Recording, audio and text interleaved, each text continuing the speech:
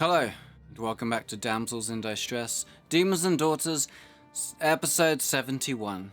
While I'm eating this chocolate, you can catch up on last week's episode. In the basements of the Sanctum Impervious,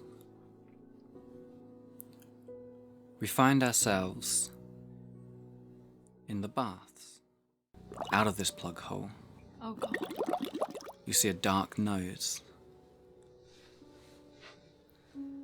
Sleek, wet fur, as a rat pulls its way up and transforms.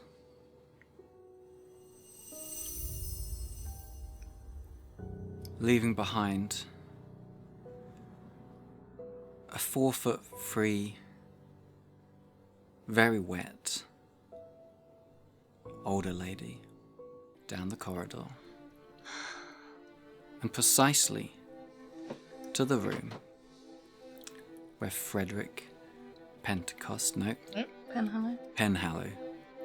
lays sleeping, and from her damp clothes she pulls a small black vial and begins to pour it down his throat.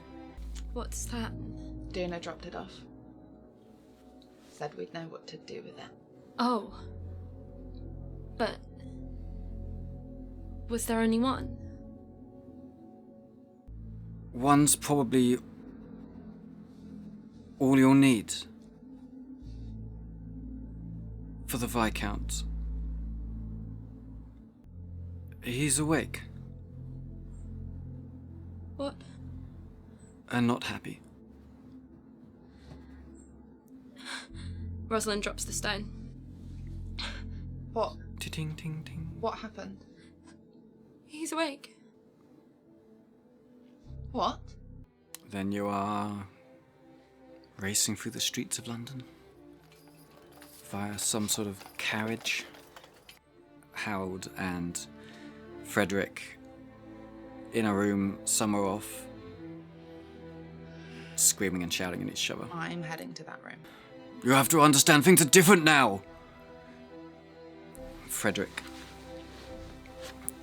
bright red in the face. This is not how things are meant to be. Where's my daughter? I'm about to take you to her.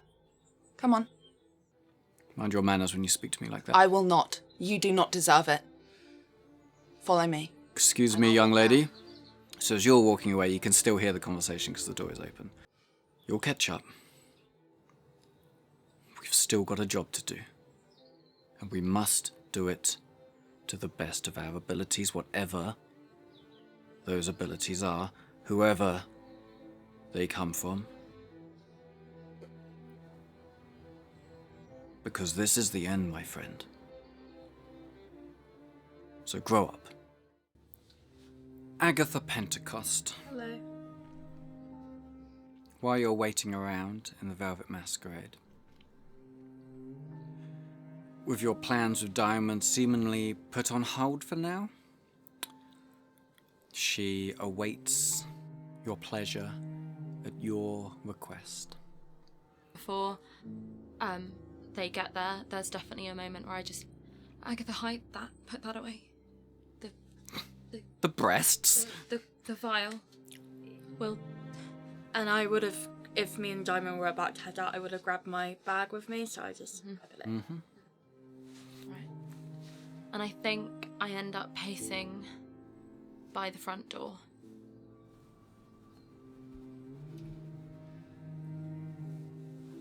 And is that all you do? You wait? Yep. Very well. It takes about an hour in the carriage, roughly. And it is, as previously said, in silence. Frederick has a lot of time to think, to calm down, to stop reacting so emotionally. You notice him go to open his mouth to say things to Howard a few times and then just looking back out the window again. And eventually you pull back up at the Velvet Masquerade. He looks at it. He looks at Harold. He shakes his head. And he steps out first. From inside, can we hear that a carriage has pulled up? Yes, if you're expecting it, you can be there willing. And I'm sort of looking out the window. I've been sort of waiting. From your perspective, then, a carriage from London pulls up. A 6-foot man, well-dressed, strong, and incredibly stern-looking right now, steps out, taking in the view of the building ahead of him.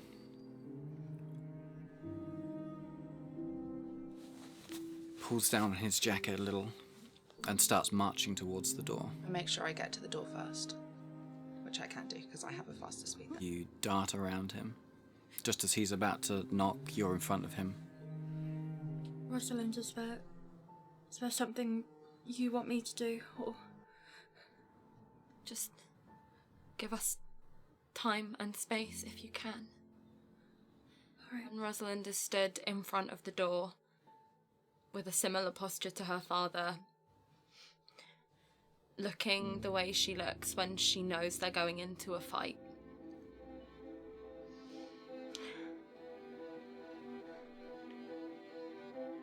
I'll stare at him for a moment. Oh, you're facing him. Yeah. Mm-hmm. Yes. I've made a promise to be nice to you for the time being. I'm trying my best. And I'll turn and open the door and step in first. Technically it's locked, but yeah. You try the door, you knock. You're right next to the door. You can unbolt it and open it. I think my hand shakes, but I do it. And I force myself not to cower.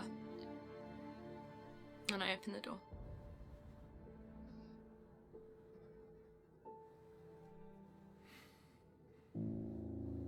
Good day, Father. Roll a perception check. Natural 20. As your eyes drift from Talia's slightly upwards and over to your father's, you spot there was a change in his eyes. They were cold, they were hard, but as they meet the gaze of his little girls, there can't not be a slight softening. He loves you. But he takes a deep breath. Well, we have much to discuss. We do. May I come in? Yes. I think we have a lot to discuss. Gather your friends. No. We have a lot to discuss, my lord. The time for discussing as a group will come after. Come with me. Very well, my lord. And he follows you if you turned at that moment. I will take him into the ballroom, which is still set up as a meeting room. Mm-hmm. And He looks around. I will close the door behind him. Mm-hmm. I'll stand guard at the door. Outside, presumably. Yeah. What is all this? What's what? This room? It was a ballroom once. Now we use it to plan. A war room. That's what Madame calls it. Would you like to sit? After you. I will sit at the table. He will sit opposite you. Unless you sat at the head of the table and he's not going to sit all the way down there. No, we're not doing it that much. You sit close to the head of the table. He sits opposite you. How do you feel? Well, evidently some time has passed. Quite. Howard informs me quite some months.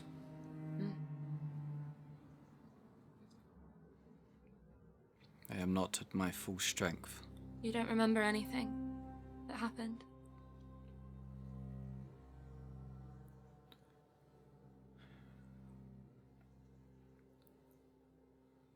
We were battling. We were surrounded. We'd lost Gilbert.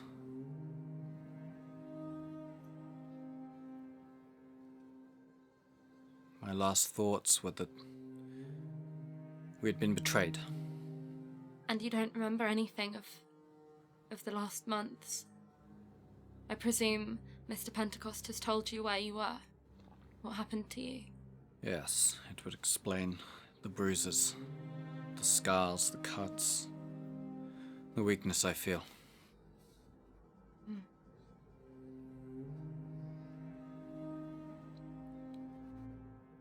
Show me your hands. And I've been sat with my hand and my wrist on my lap. And Rosalind, very slowly and meticulously, starts to undo the lace that she's taken to wearing around her stump.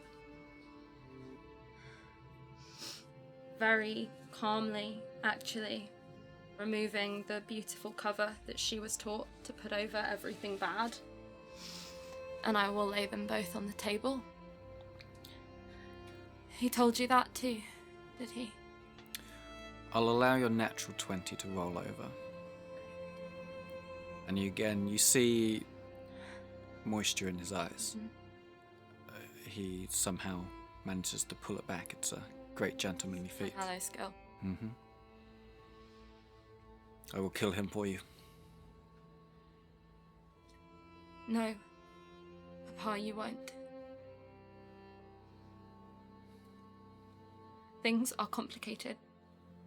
I don't know how much you were told, but for now, we need him alive. And besides, that is not your place, nor your decision. It is a father's duty to protect his children. And you didn't. You didn't. Evidently, I have failed in this regard. Good. I'm glad you know it. I want you... Is he looking at it? How is he looking at it? He's looking at you. He's looking in your eyes. He's always been good at meeting people in their eyes. In their eyes? I want you to look at it.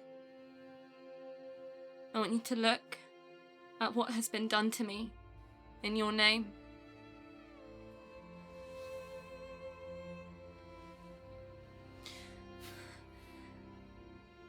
This was you. If you had known, if you had looked, if you had tried, you should have been able to find something out. And when he did that to me, the thing that I hate the most is that He had betrayed me. He had betrayed a trust you had allowed to build between us. But I didn't care almost anything for what I felt I'd lost from him. All I ever thought about was you. How you would look at me. How ruined I was. Of course. Is he wearing his ring? I put it on him when he was conscious. Sure, yeah.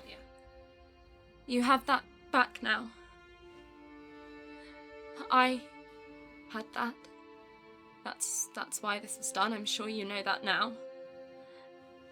And the only thing that really worried me at the time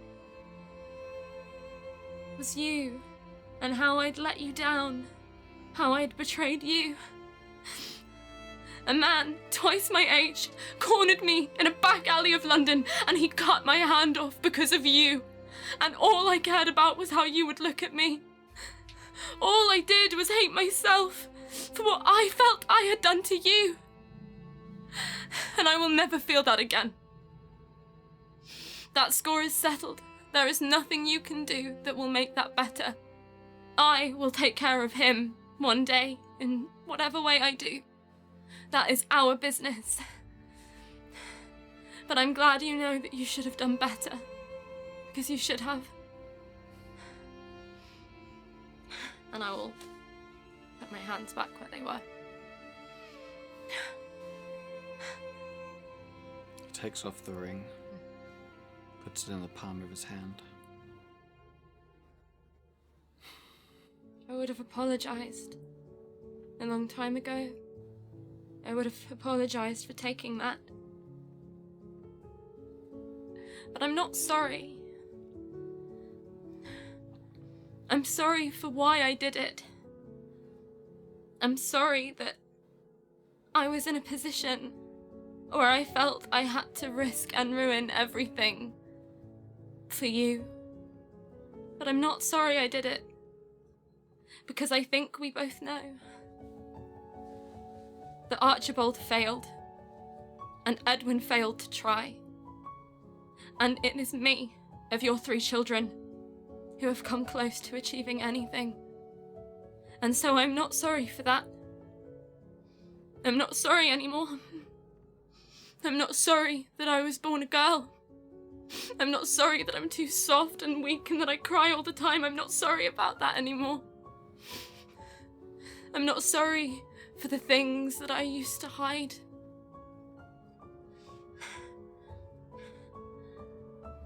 You don't know me.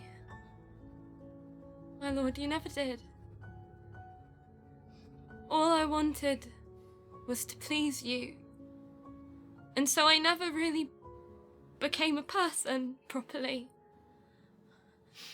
What I did was make myself small and quiet and beautiful and obedient for you. Because that's the daughter that you needed, that you wanted, you and your wife, whose cruelty you either allowed, enforced, or did not see. I spent my whole life working for you, making myself all of these things, making myself perfect. But I was never perfect. I'm not perfect now, and I was scared of what you'd think about that. But I never was. And I'm not sorry for that. Now, there are a lot of things about me that I don't think you'll ever forgive or accept. But that's okay, because I don't want your forgiveness or your acceptance anymore. If you bestow it upon me, that is your choice, but it has nothing to do with me. For you see, my name's Rosalind, and my soul is marked by a demon, and my heart belongs to a woman. And there are things in me that you would call sickness and indecency. There are things you would like me to squash and cure and pretend about. And I'm done with all of that. So, I think we need to find a way to be able to work alongside each other now. Because I'm part of this. It's too late. All of these things were not really my choice. Everything I've done has been because of things that you did or didn't do. Everything that I hate in myself, I learnt for you.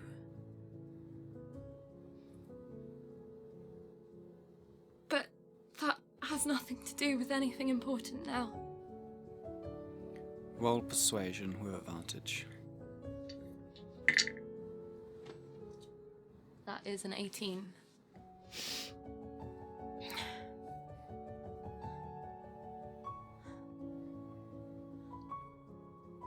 Tell me the deeds you have accomplished. No. It's not for you to sit there and judge my worth anymore. I've done things that are good and heroic, and things that were bad and foolish. I have achieved positive outcomes and negative ones, as all people do, and I no longer care what you think of any of it. I don't care anymore. And I'm not sorry anymore. Then list them for me. They are yours. Are you proud of the things you have done? Some of them. Then I would hear them. I don't know where to begin. I would like to work backwards.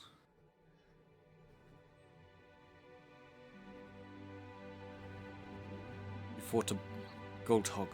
Yes. I freed you from your chains on the altar. We took the gold hog down together. We stopped the ritual that you were being used as part of.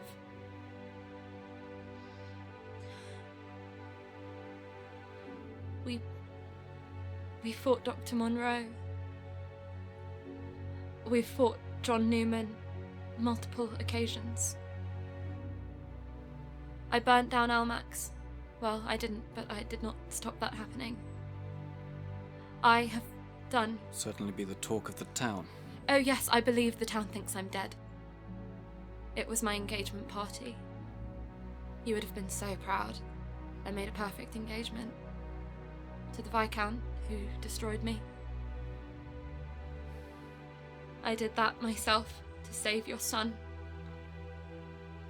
I don't know how much you were told. I had Hear it from you. rescued.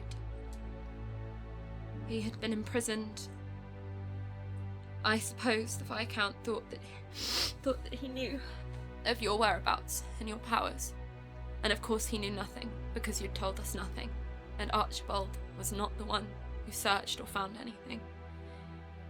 He had been kept in ill conditions, and I exchanged my hand in marriage for his freedom. He was let go, and we arranged for his mind to be altered to protect him. He does not remember any of what he went through, only that we were in London and he was overseeing this engagement, and then he was sent home.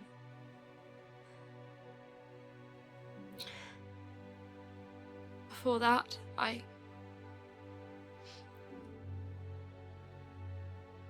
fought off some hellhounds. Poorly, I did very little in that. You say you did very little. Well, that's when the Viscount removed me to do what he did. And yet these hellhounds have destroyed everything I was proud to represent. They have not destroyed you. On the contrary. Howard informs me he believes they have all in turn been destroyed. They were at my engagement party as smaller and at Bedlam. We finished them off. Before all that, I did the trials. I joined your brotherhood. I did not know what I was doing. But I did it. With no weapons and no skills and no preparation. I don't know how I survived the things I survived. Remarkable. I thought... all this time I thought I needed you. Or anybody. But I did that. And Taya did, and Agatha did. On very little preparation. We found our way. Where we needed to be.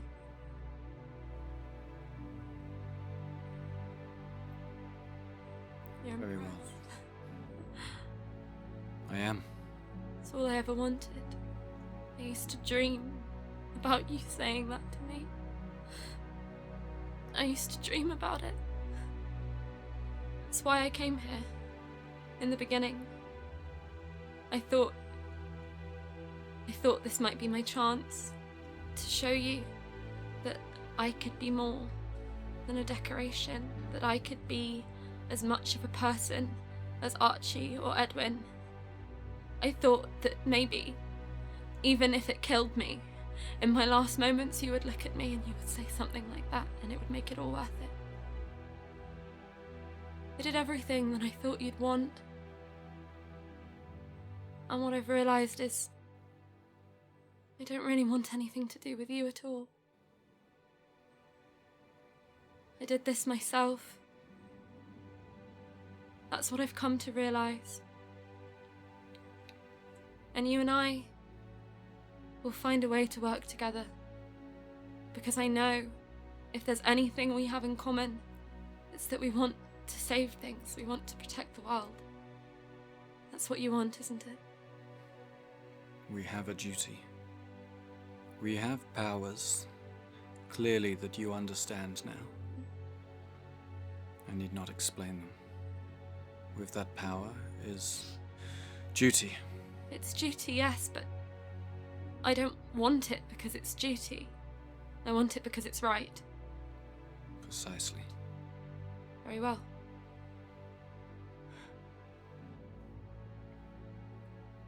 So we will find a way. We must. Regardless of your feelings of ill will towards me. I have no feelings of ill will towards you. If I'm honest, my lord, I have very little feelings towards you in this moment. It may change, but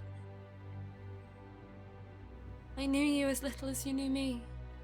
You were a dream, and I thought I loved you so deeply. It was a dutiful love.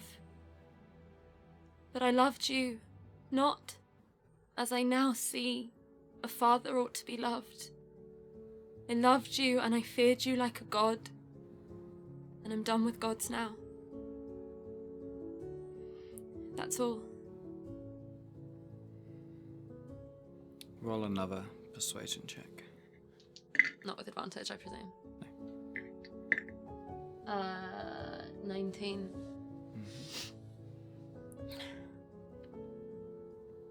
I still have some processing and adjustments. Of course. Evidently the pride I've always felt for you means very little right now. It is what it is. So be it. May I ask, Of course. what exactly were you proud of then? And what are you proud of now?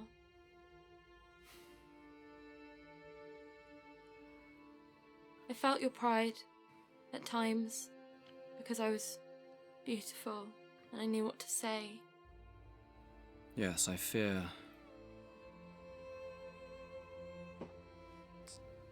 my pride in you before you may well find offensive now. I'd like to hear it. I think I need to hear these things.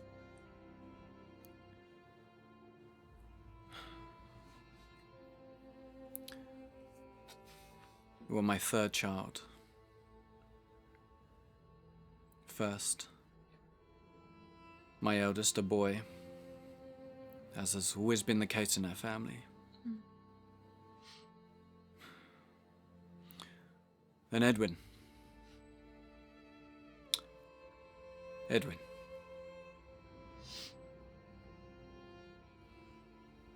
And I had not cared either way the genders of my second and third child. Of course. Fourth, fifth, however many there would be. So I was surprised to find myself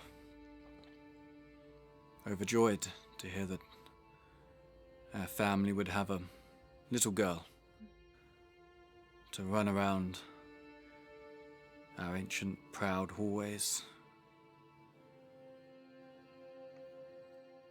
offsetting some of the boisterousness of my two young men. And so you were. You would play with your brothers, you would play with your cousins, and you brought a great lightness and happiness to my home. And as you grew, both in intelligence, wisdom, beauty, decorum, you represented all I imagined a daughter of a Penhallow should. That's what I wanted, then. That's all I wanted. And I admit I was ever so proud of you, my little Rose.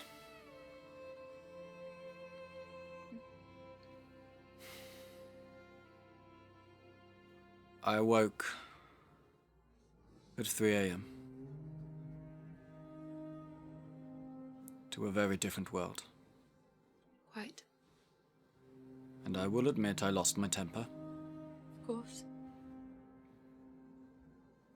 Harold has been busy. Very. He has always been an incredibly remarkable man for someone who has, quite frankly, sometimes the intelligence of an ox. You want to talk? Very well. It is true that Gilbert was the brains of our little gathering, our family. A second secret family of sorts. Bound by blood, bound by power, bound by oaths. And bound by secrecy.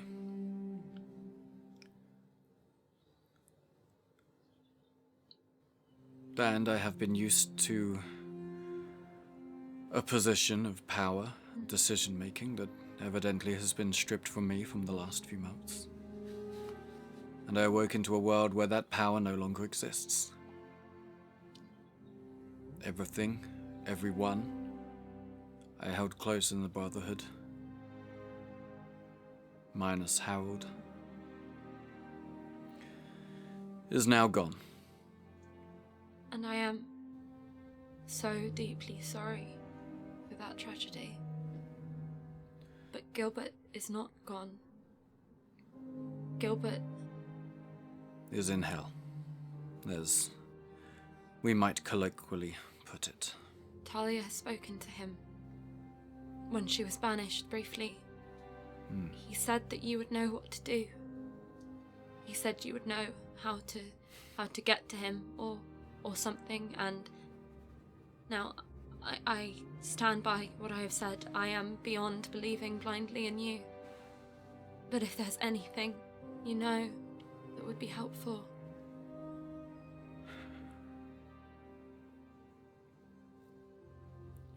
You can imagine my surprise that the organization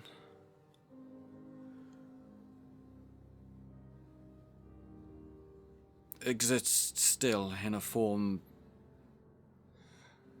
I cannot quite yet comprehend. Quite.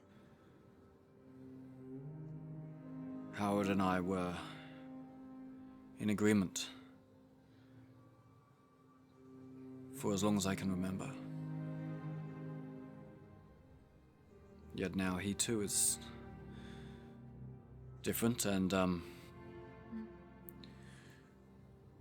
seemingly no longer bound by my commands.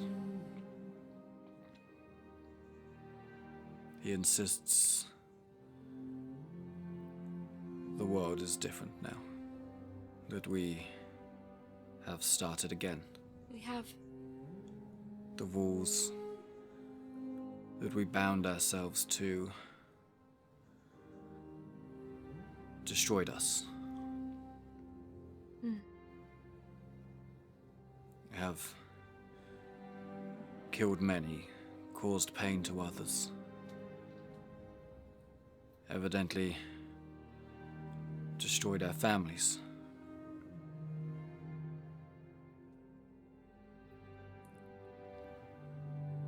In times past, it would have been agreed that Gilbert was lost to us. For such a mission would be beyond reckless, foolish. To scratch the very surface of the destruction of all life. That's imminent anyway. Apparently so, I feel it. Perhaps you do too. I know things are happening faster than we can squash them out. But I do also believe we have a chance. We have a chance at stopping it before it's too late. While we live and breathe, we fight. And Howard says Gilbert is living and breathing. He is. And evidently fighting in the way that he knows.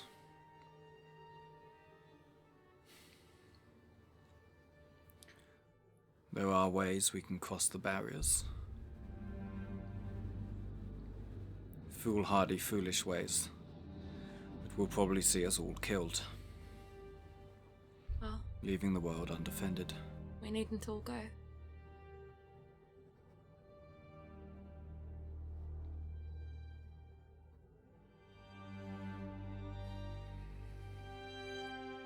But these are matters to be discussed with everybody. With the wardens, as they are now. Yes.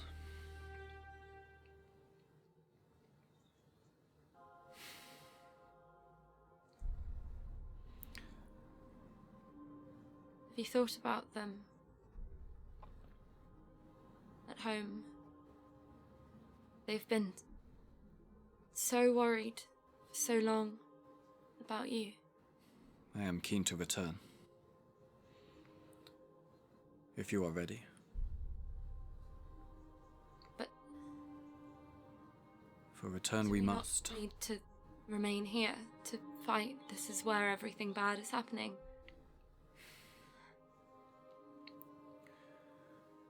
Yet we must return to where it all began. I'm unsure on how much you have learned. Many generations ago, a ritual was performed within our family. I know of this. It's what gave the Brontons their ability.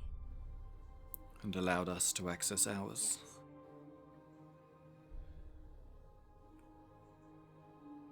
The key for which was bound by the third brother. Key. By the Pentecost line. Yes. I suppose that would make them the key bearers. I suppose that's as good a word as any. Right. What does that mean? It means we keep the Pentecost family safe at all costs, above our own very lives. And we never, never allow them to pass on.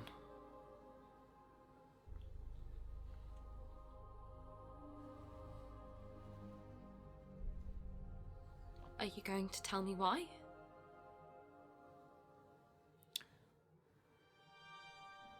Gilbert was the expert, but my understanding is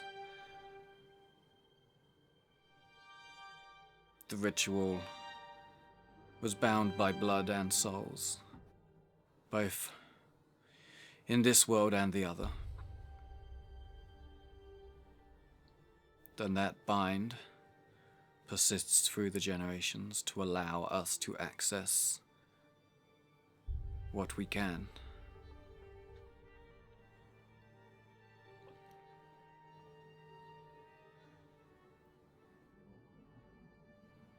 That is the extent of it. Gilbert felt there was no need to share more, as he was still learning to understand it. Previous generations, I believe, had failed to unearth the mysteries, but Gilbert was more quizzical. Well, I'm very grateful for Gilbert. So, forgive me, are you saying that to fix things, to get Gilbert to save the world, we need to return to Bledlow? We must go home. Right.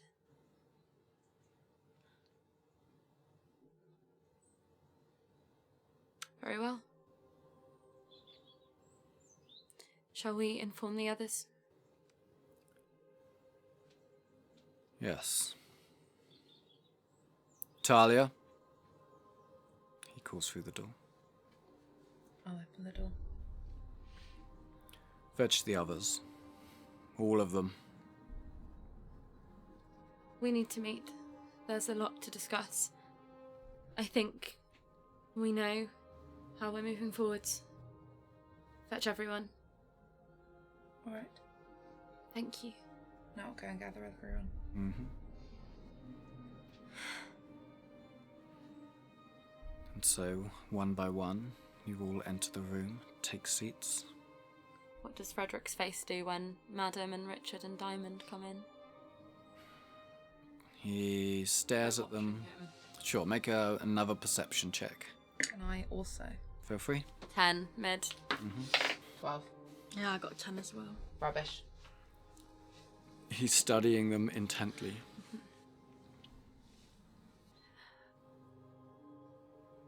Lord Penhallow has information on how we may move forwards. I believe this is the only need we have still. Would you like to explain what you explained to me?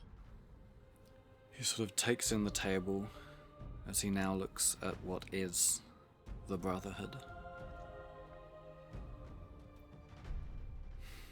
3 young girls in his eyes. A whore. A brothel madam. A bare-knuckle fighter from the wrong side of town.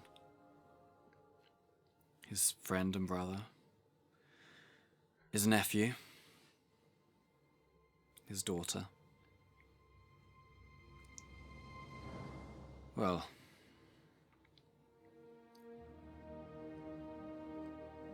this is not quite all of us. Young Lucas, a wizard. I have not spoken to him today. Howard has informed me of his condition. I am sure with time he will become a useful member again. He has been incredibly useful. Very good. And so this is the rest of us, the last of us.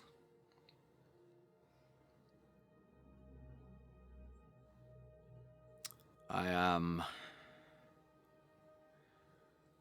somewhat at a loss for words. It seems as though you have information for us. You will excuse me for taking a moment to readjust myself. Of course. This is the Order of the Wardens now. These are your... Order of the Wardens. Well, you see many of us are not brothers. But all have passed the trials. We would not be sat here if we had not. Then we are brothers in name, siblings, if you will. Though that does not quite have the same gravitas.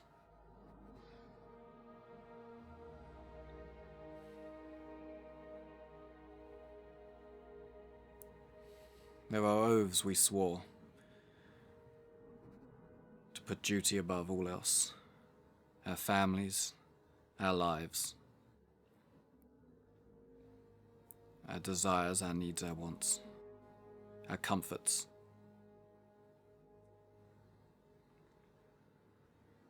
Perhaps in time we shall write up some new oaths. Taking what worked, adding in anything that is missing. But we do not have time for ceremony. We must act. I simply wish to say that as I look upon you here, it seems you have nonetheless taken the spirit of these oaths upon yourselves. I see in you all a willingness that matches our own, Howard's, the boys. And so very well. We will attempt to add to our numbers one more, lost to us.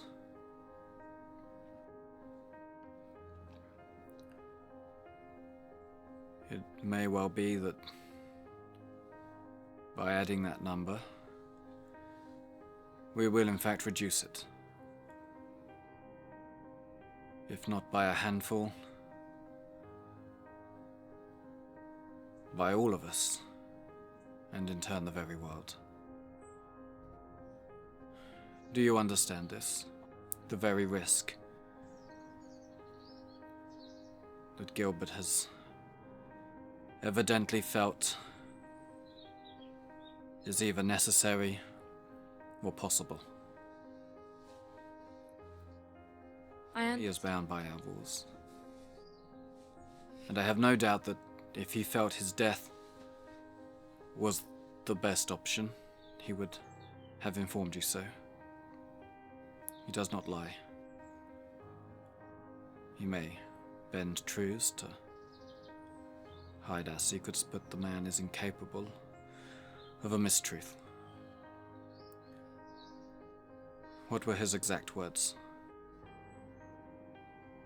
He said Frederick would know what to do.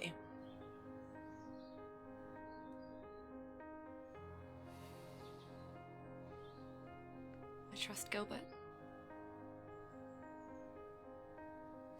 I sure hope he didn't mean a different Frederick. I do not know of any others.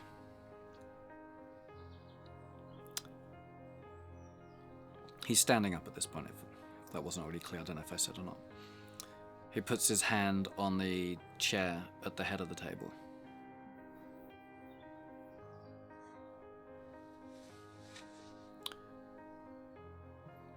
Gilbert will sit here, in spirit.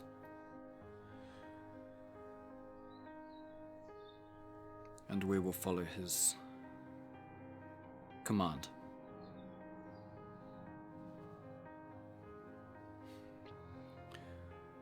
For I have no qualms or pride in admitting that he is probably smarter than all of us combined.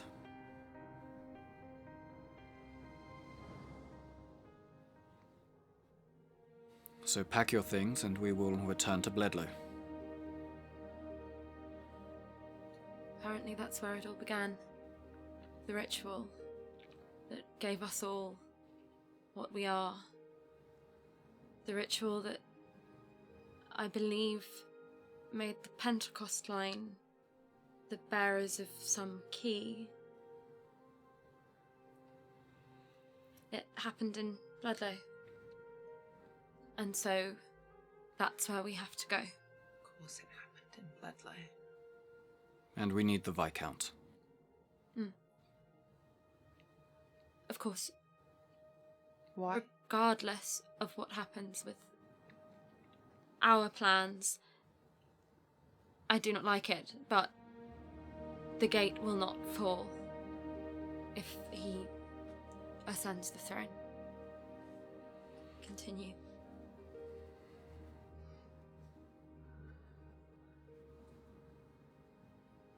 After all, it was his idea. I am happy to give him what he wishes. Are you suggesting we bring him with us? We will need him. I see. Do we need him? Conscious.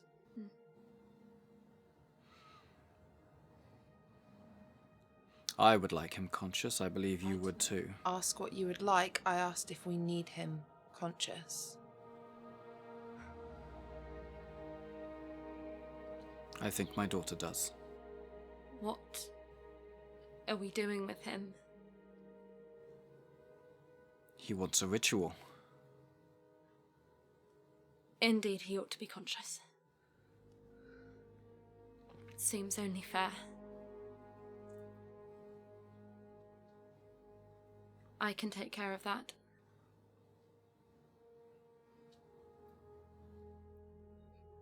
Very well. If none of you have concerns here in the city, I suggest we pack.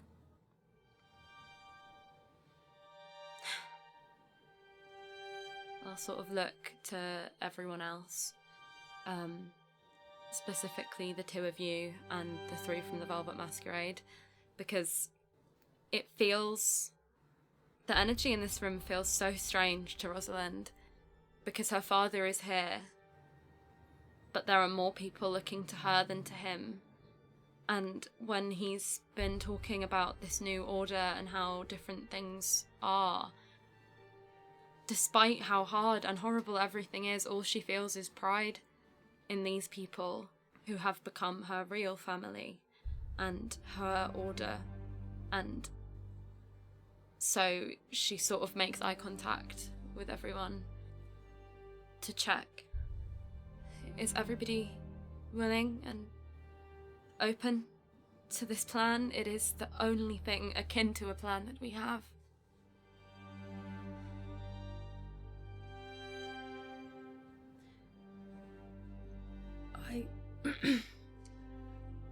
I decided a while ago that I would go back.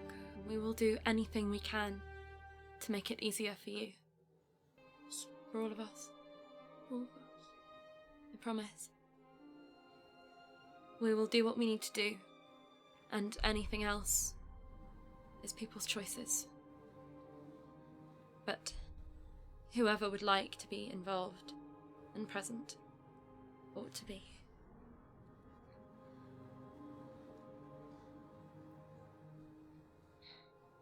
I am willing. I think this is our best and only course of action available right now.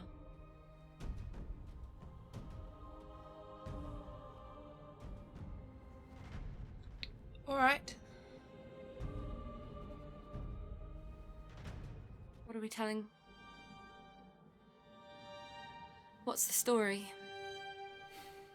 I do not wish to alarm your mother. We should, for now, maintain this fiction the Viscount has concocted until, yes. Yes? Am I allowed to alarm your mother? We'll see. All right. Do you wish to elaborate? No. I won't let any real harm come to her.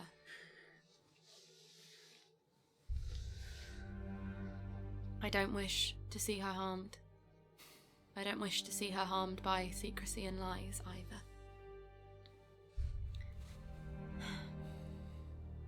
But for now, very well, I will maintain the lies we have. And if things change, and that no longer feels like the right option, then we shall see. I cannot promise to stick to that. If anything drastic befalls any of us, or if it seems like something else should happen.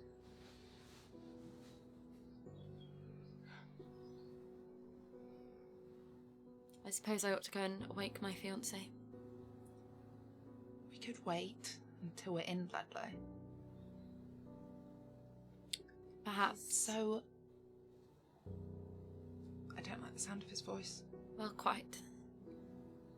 But then if that were to happen, he wakes up in a brand new town, he's going to be confused. Good. Okay. I do think the only potential issue there is our mutual friend who has some degree of care over his well-being, and well, it would not do for her to be angry at me either.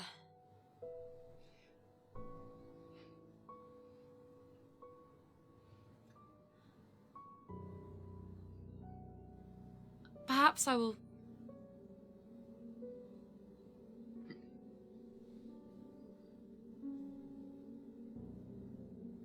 We shall see. When are we leaving? Tonight. Goodness. Well then, I think we all ought to take some time to pack. And if I come to a decision on the Viscount, I will let you know.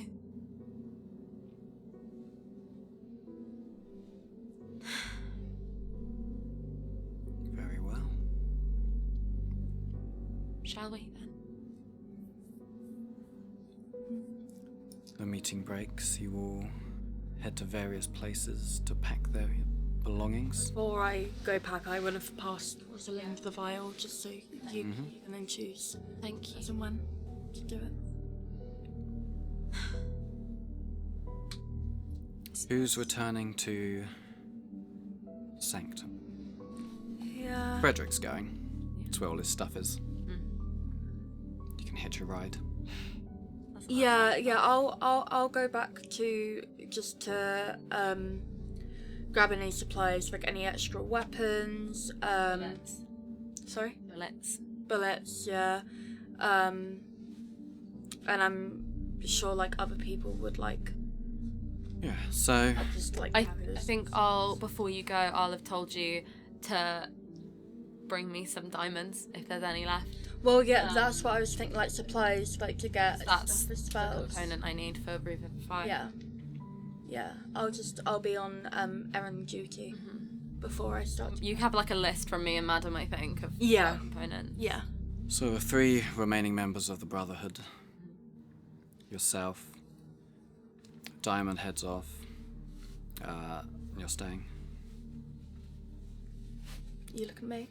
No, I was looking at Talia. Yeah. Bring an extra bag. I can feel.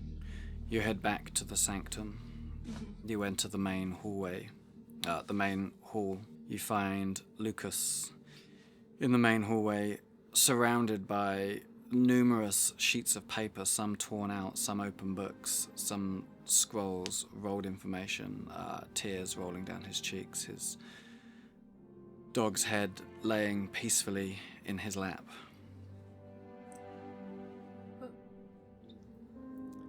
And that's where we'll bring it to a close. Lucas! Join us next week for Talks Around the Teapot. Thank you so much for watching. Give us a like and a follow if you haven't already. Subscribe to us. Every little thing helps the algorithm. Thank you for being part of this story with us. Comment what your predictions are for Bledlow, I suppose. It's very scary too. It is For all of us. It's so scary. Yeah. I mean, I'm scared. this is episode 71. That means we've had 65 episodes. Jesus. No. Yeah, 65 episodes, I think, since going... Was that a ghost? Eloise! Eloise? Yeah, it's scary. But yeah, tune in, see what happens next. Yeah, wait till Frederick meets your other friend. Yeah.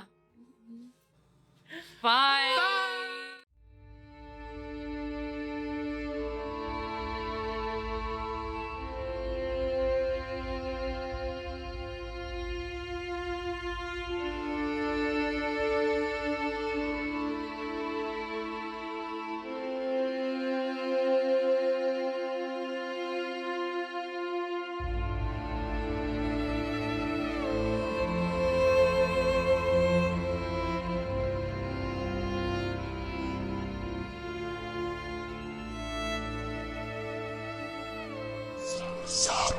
Some